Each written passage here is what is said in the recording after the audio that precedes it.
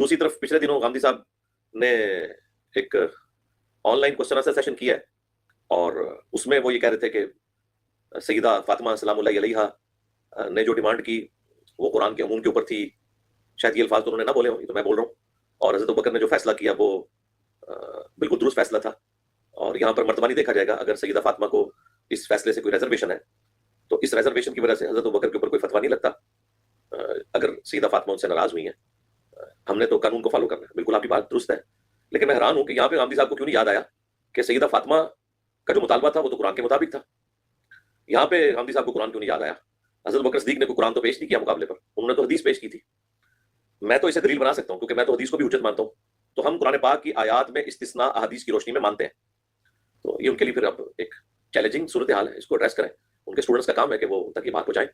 شخص میری طرح گاندھی صاحب کی اس فکر سے ابھی متعارف ہوا ہے تو اس کے ذہن کے اندر ایک سوال ابھی بھی پیدا ہو رہا ہے کہ جس بنیاد پر سیدنا ابوبکر صدیق رضی اللہ تعالی عنہ نے سیدہ فاطمہ کے مطالبے کو قبول نہیں کیا تھا، وہ ایک خبر واحد تھی کہ انبیاء کی وراثت تقسیم نہیں کی جاتی. تو سوال یہ ہے کہ آپ کے مکتبہ فکر کے اندر تو یہ چیز اصول میں بیان کی جاتی ہے کہ خبر واحد جو ہے وہ دین کے کسی حکم کی تخصیص نہیں کر سکتی. تو پھر سیدنا ابوبکر صدیق رضی اللہ تعالی عنہ نے قرآن کے جو عمومی حکم تھا اس کو تخصیص کر کے یہ کیوں کہا کہ انبیاء کی وراثت تقسیم نہیں ہوا کرتی؟ جی بہت شکریہ جناب. یہ جو قضیہ ہے، اس قضیے میں سیدنا ابوبکر نے جو اقدامات کیے ہیں وہ حکمران کی حیثیت سے کیے ہیں. اب حکمران کی حیثیت سے ظاہری بات ہے 2-3 چیزیں ہیں جو ان سے متعلق ہوتی ہیں. پہلی یہ کہ کوئی بھی فیصلہ انہوں نے کرنا ہے وہ عدل و انصاف کی بنیاد پر ہونا چاہیے ہے. دوسری یہ کہ اگر شریعت نے کسی چیز کو مقرر کر دیا ہے تو وہ اس کی خلاف ورزی نہیں کر سکتے. یہ طے شدہ بات ہے. اگر وہ اس کی خلاف ورزی کریں گے تو عند اللہ بھی جواب دہ ہوں گے اور عند الناس بھی وہ اس کا جواب لوگ ان سے طلب کریں گے اور ان کو جواب دینا پڑے گا. اور اگر جواب نہیں آئے گا تو ایک رائے ایک اطلاقی معاملے میں ان کے بارے میں بنے گی کہ اس معاملے میں انہوں نے شریعت کے باب کے اندر جو ہدایات تھیں اس کو اس طرح سے پورا نہیں کیا. ایک احترام کے رشتے کے ساتھ، کیونکہ جو کچھ معلومات ہمیں مل رہی ہیں اس ماخذ تاریخ ہے، ہمارے سامنے سیدنا ابوبکر کا براہ راست موقف موجود نہیں ہے، تو احتیاط کے جذبے کے ساتھ جو بھی حکم لگانا ہے وہ ہونا چاہیے. اس کی میں کتنا سی مثال دیتا ہوں. مثال کے طور پہ قرآن مجید نے وراثت کے حصے مقرر کیے ہیں. ان حصوں میں میرے اور آپ کے لحاظ سے قرآن 2 ٹوک ہے، قطعی ہے، لیکن سیدنا عمر کی نسبت سے ہمیں بعض روایات ملتی ہیں جن میں ان کے اطلاقی فیصلوں میں قرآن کے دیے ہوئے قانون کو بظاہر ہماری نظر میں ملحوظ نہیں رکھا گیا. اب ہم اس میں کیا رویہ اپناتے ہیں؟ ہم یہ رویہ اپناتے ہیں کہ ساتھ آپ صلی اللہ علیہ وسلم کے جل قدر صحابہ ہیں، آپ صلی اللہ علیہ وسلم کے قرابت دار ہیں، دین کا فہم رکھتے ہیں، دین کے لیے لازوال بے مثل ان کی داستان حیات اور قربانیوں کے جذبے سے سرشار ایک پوری کی پوری روداد ہے. یہ ان کا مقام اور مرتبہ ہے. اس مقام اور مرتبے کی رعایت سے یہ جو تاریخ ہمیں بات بیان کر رہی ہے اگر یہ درست ہے، یعنی ان سابقوں لاحقوں کے ساتھ، اس کی وجہ کیا ہے کہ حکم لگانے میں اور آپ قطعی جگہ پر نہیں کھڑے ہوئے. تو اس صورت میں ہم یہ کہتے ہیں کہ ہماری نظر میں چونکہ وہ انسان تھے، انہوں نے ایک عملی اطلاقی شریعت کے معاملے میں ایک اجتہاد کیا، اس کو ہم درست نہیں سمجھتے. تو سیدنا ابوبکر نے اگر دین اور شریعت پر عمل درآمد کرتے ہوئے کسی معاملے کے اندر کوئی اقدام کیا ہے تو مسلمانوں میں سے ہر ایک کو، جس طرح ان کے عہد میں یہ کہنے کا حق تھا کہ سیدنا ابوبکر کا، خلیفہ اول کا یہ اقدام خلاف عدل ہے یا مثال کے طور پہ خلاف شریعت ہے، یہ حق آج تک باقی ہے. ہر شخص کے پاس یہ حق ہے کہ وہ اس حق کو استعمال کرے اور اپنے دلائل کو عزت کے ساتھ، وقار کے ساتھ، علمی استدلال کے رویے کے سامنے رکھتے ہوئے اور دین اور شریعت سے الگ کر کے، دین اور شریعت کی ہدایات کو ایک تاریخی شخصیت کے اطلاقات کی روشنی میں تجزیہ کرتے ہوئے پیش کرنے کا وہ یہ حق رکھتا ہے. اس حق کو نہ اہل تشیع سے کوئی سلب کر سکتا ہے، نہ کسی اور مکتبہ فکر کے لوگوں سے. جس طریقے سے کسی کو یہ کہنے کا حق ہے، اسی طریقے سے ایک دوسرے فریق کو اس کی توجیہ کا حق ہے، اور دوسرا فریق جب اس کی توجیہ کرے تو پھر اس فریق کو متون ٹھہرانا، اس کو منکر اور دشمن اہل بیت گرداننا اس لیے کہ وہ آپ کے استدلال پہ نہیں کھڑا، یہ خلاف علم رویہ ہے. اس رویے کی علم کی دنیا میں کوئی گنجائش نہیں ہے. یہ اختلافات اطلاقات کے اندر ہوتے ہیں. مسئلے کو سمجھانا چاہیے لوگوں کو حقیقت کے ساتھ. دیکھیے مسئلہ ہے کیا؟ مسئلہ یہ ہے کہ ایک حکمران وقت ہے، اس کے سامنے ایک سچویشن ہے، اس سچویشن میں قرآن مجید نے کچھ فیصلے کیے ہوئے ہیں. مثال کے طور پہ کہ پیغمبر کے گزر اوقات کیسے ہوں گے. جس وقت مسلمانوں کو فتوحات کا سلسلہ شروع ہوا، خیبر جیسی بڑی سلطنت یا بڑی ریاست یا بڑی علاقہ یا اراضی ان کو حاصل ہوئی، تو اس میں قرآن نے کچھ فیصلے کیے. مثال کے طور پہ کہ اس کا ایک حصہ رسالت مآب صلی اللہ علیہ وسلم اور آپ کے اعزہ کے لیے مقرر کر دیا گیا ہے، وقف کر دیا گیا ہے. اور اس کی ثوابدید کیا ہے؟ رسالت مآب صلی اللہ علیہ وسلم کی. اب رسالت مآب صلی اللہ علیہ وسلم کی خود 2 حیثیتیں ہیں، ایک بطور رسول کے اور ایک حاکم وقت کے. اب جو اراضیاں ملی ہیں وہ اراضیاں ملی کسے ہیں؟ ریاست کو ملی ہے. اب ریاست کو ملی ہے تو وہ بیت المال کا حصہ ہے، بیت المال کا حصہ ہے تو اس میں رسالت مآب صلی اللہ علیہ وسلم اپنی منصبی حیثیت کی رعایت سے قرآن مجید کی روشنی میں کچھ فیصلے صادر کر رہے ہیں، ان کی روشنی میں ان اراضیوں سے جو منفعت حاصل ہو رہی ہے وہ آپ کے اعزہ میں، آپ کے اہل بیت میں تقسیم ہو رہی ہے۔ یہ صورتحال ہے۔ اس صورتحال کے اندر سیدنا ابو بکر ایک فیصلہ کرتے ہیں۔ وہ فیصلہ ہے کیا؟ وہ فیصلہ یہ ہے کہ یہ جو ملکیتیں ہیں، یہ جو اراضیاں آئی ہیں، ان کی اونرشپ اصلاً کس کے پاس ہے؟ یہ اصلاً تنازع کا فیصلہ ہے جس پہ اختلاف ہوتا ہے۔ نہ انہوں نے مثال کے طور پہ اس کی منفعت کو اہل بیت تک پہنچانے میں کوئی کسر گوارہ رکھی، نہ ان کی نسبت سے کوئی اس طرح کی بات سامنے آتی ہے کہ جی آج کے بعد تو میں ان کو مثلا بھوکا مرتبہ چھوڑ دوں گا، یہ اپنے جائیں کمائیں کھائیں، میرا اور ریاست کا اور اہل بیت کے ساتھ ہمارے بیت المال کا کوئی تعلق نہیں۔ اس میں سے کوئی کام نہیں ہوا۔ جو اصل تنازع تھا وہ تنازع یہ تھا کہ اس کی سول اونرشپ کس کے پاس ہے۔ دیکھیے یہ تنازع میں صرف سمجھانے کے لیے بتانا چاہتا ہوں، یہ تنازعات آج بھی ہوتے ہیں، ہر جگہ پر ہوتے ہیں۔ بڑے بڑے مصنفین، بڑے بڑے مفکرین، بڑے بڑے علماء دنیا سے رخصت ہو جاتے ہیں تو یہ تنازعات کھڑے ہو جاتے ہیں، ان کی رائلٹی کے تنازعات ہوتے ہیں، ان کی انٹلیکچوئل پراپرٹی کے تنازعات ہوتے ہیں، اس میں ادارے متحرک ہوتے ہیں، اس میں افراد ملوث ہوتے ہیں، وہ سب اپنی اپنی جگہ کے اوپر اس قضیے کو علم اور عقل کی روشنی میں حل کر رہے ہوتے ہیں۔ میں آپ کو ایک چھوٹی سی مثال دیتا ہوں۔ آپ دیکھیے مولانا سید ابوالعلا صاحب مودودی علیہ رحمہ کے بچوں اور جماعت اسلامی کے درمیان ایک تنازع ہے۔ اس تنازع کو بھی اگر آپ حقیقت میں اتر کے دیکھیں تو آپ کو یہ بات دو اور دو چار کی طرح سمجھ میں آ جائے گی کہ یہاں پر ایسا نہیں ہے کہ ایک فریق کھڑا ہوا دوسرے کے اوپر ظلم کر رہا ہے، یا ایک فریق جو ہے وہ غاصب ہو گیا اور دوسرا فریق جو ہے وہ مظلوم کی جگہ پر کھڑا ہوا ہے۔ کچھ ایسی مشتبہ مختلف فی صورتحال یا واقعات یا نوعیتیں پیدا ہو جاتی ہیں جس میں ایک پارٹی جب ایک موقف اختیار کرتی ہے تو دوسری پارٹی کے لیے وہ بینیفیشل نہیں ہوتا، تو وہ اس سے اختلاف کرتا ہے۔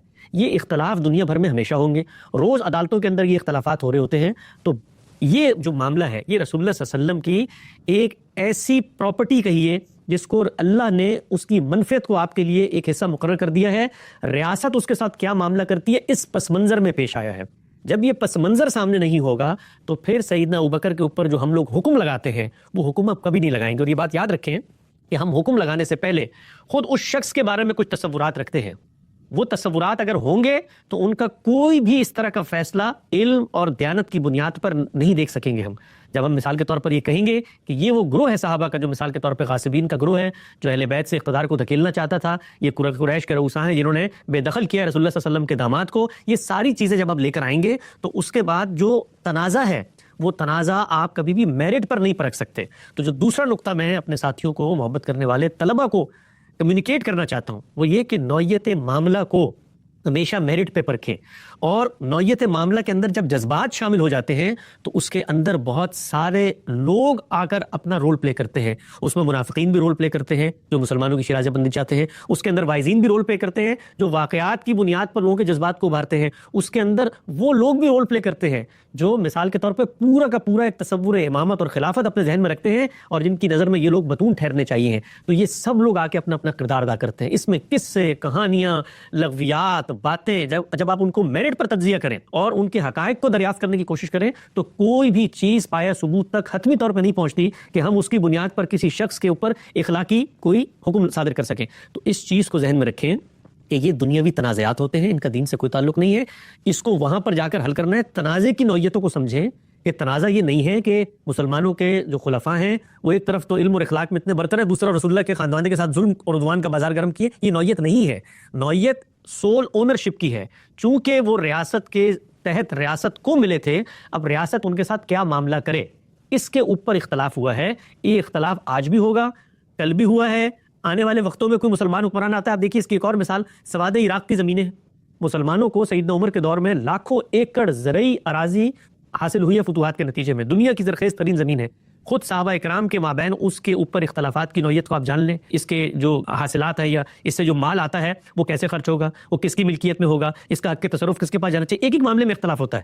تو اس طرح کے اختلافات سامنے آتے رہتے ہیں، ان میں کوئی حرج، کسی طرح کی کوئی ترمیم اور تبدیلی کی کوئی ضرورت نہیں ہے۔ لوگ آرا دیں گے، ان آرا پر آپ کو اختلاف کا حق ہے۔ آخری اور تیسری بات میں عرض کرنا چاہتا ہوں، اگر سیدنا ابوبکر کوئی دوسرا صحابی قرآن مجید میں بیان کردہ اصول سے مختلف کوئی بات بیان کرتا ہے تو اس کو قرآن کی روشنی میں پرکھا جانا چاہیے ہے۔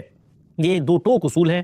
مثال کے طور پہ وراثت کا ایک قانون اللہ نے بیان کیا ہے، وہ قانون بغیر کسی استثناء کے قرآن مجید میں بیان ہوا ہے۔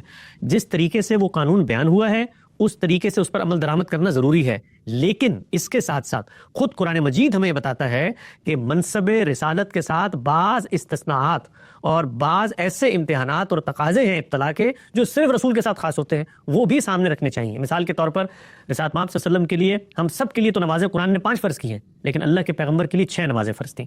تو اب کوئی شخص اٹھ کے یہ کہہ سکتا ہے کہ نعوذ باللہ یہاں پہ شریعت میں تغیر و تبدل ہو گیا ہے، یہ ہماری شریعت الگ ہے، پیغمبر کی شریعت الگ ہے۔ پیغمبر کی منصبی حیثیت سے بعض اس کو اضافی احکامات دیے جاتے ہیں۔ اسی طریقے سے آپ دیکھیے، ہم سب کے لیے نکاح کے بارے میں ایک تحدید قرآن مجید نے متعین کر دی ہے، لیکن پیغمبر اس تحدید سے مستثنا ہے، اور اس استثناء کی بعض منصبی وجوہات اور ضروریات ہیں۔ رسالت مآب صلی اللہ علیہ وسلم نے جو کچھ کام کرنے تھے، اس کو موضوع نہیں ہے کہ میں زیر بحث لے کر آؤں، لیکن اس پر لوگ ہمارا موقف جان سکتے ہیں کہ کیوں تعدد ازواج میں اتنی کثیر تعداد شامل کی گئی۔ اسی طریقے سے رسالت مآب صلی اللہ علیہ وسلم کے انکار پر کچھ احکامات رتب ہوتے ہیں، تو یہ آپ کی منصبی حیثیت سے متعلق ہے۔ کچھ قرآن مجید کے قوانین ہوتے ہیں جو قوموں کے استفاع سے متعلق ہوتے ہیں، تو اگر اس طرح کی کوئی وصیت رسالت مآب صلی اللہ علیہ وسلم سے منقول ہوئی ہے تو یہ شریعت کے اندر کوئی اضافہ نہیں ہے، اس لیے کہ ہم مستقل بالذات شریعت اس سے اخذ نہیں کر رہے۔ قرآن مجید جو مستقل بالذات شریعت ہمیں دیتا ہے وہ رہتی دنیا تک ہے، اس میں جو پیغمبر کی نسبت سے چیزیں بیان ہوئی ہیں وہ وہاں پر بیان ہوئی ہیں۔ اگر اس کی روشنی میں کوئی وصیت سیدنا ابوبکر تک پہنچی ہے اور وہ بیان کرتے ہیں کہ رسالت مآب صلی اللہ علیہ وسلم کی یہ تلقین تھی،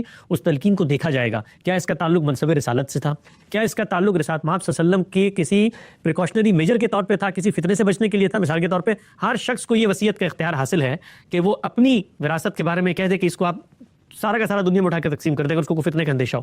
تو یہ سارے امکانات کو وہاں پر بھی ہمیں دیکھنا چاہیے ہے، اور اس کی روشنی میں سیدنا ابوبکر ہوں، سیدہ فاطمہ ہوں، ان کے پیش کردہ مقدمات کا تجزیہ و تحلیل کرنا چاہیے۔